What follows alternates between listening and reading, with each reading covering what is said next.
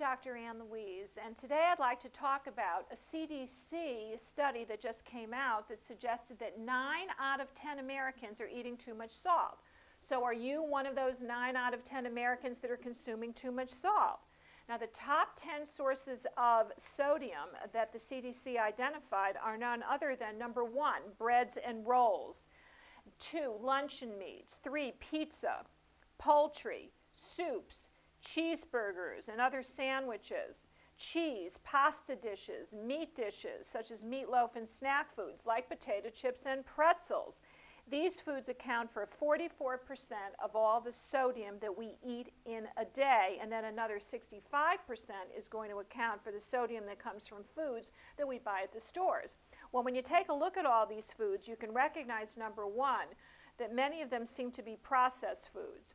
So I think that when you're trying to get the salt out, which, by the way, is the name of one of my books called Get the Salt Out, which is a treasure trove of low-sodium alternatives, what you're going to learn is that there are wonderful ways of making foods at home without the kind of salt that's going to add up in your system and perhaps create a risk factor for strokes and hypertension.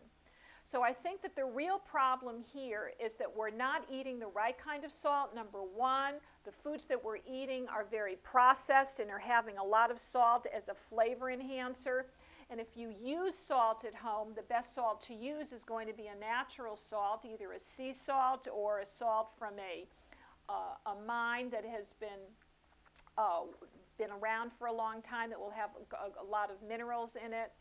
And I think it's also important to recognize that it may not be salt at all that's the problem in terms of high blood pressure and stroke and heart disease.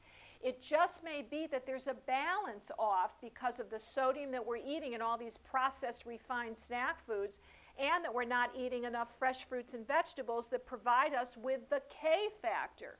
That's the potassium factor. So I think rather than just focus on how 9 out of 10 Americans are eating too much salt, the CDC really should have said what it's important to substitute those salty foods with, and that's where your fresh fruits, your vegetables, and particularly those that are high in potassium content really come into play. So I think that when it comes to getting the salt out, most of us know the tricks. Number 1, you can use lots of herbs and spices instead of regular salt to season your fruits and vegetables and your meats and your potatoes and your salads.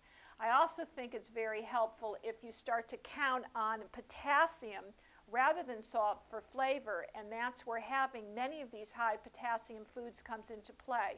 That would be your squashes, your regular whole potatoes, not potato chips, not potato fries, but your whole potatoes, sweet potatoes, yams, and squash, as well as every fruit under the sun. So get the salt out. I think that's my message for the day. Get the potassium in, even more importantly. And this is Dr. Ann Louise saying, pick up my book. I think you'll enjoy some of the tips and the 501 special ways you can get the salt out of your diet.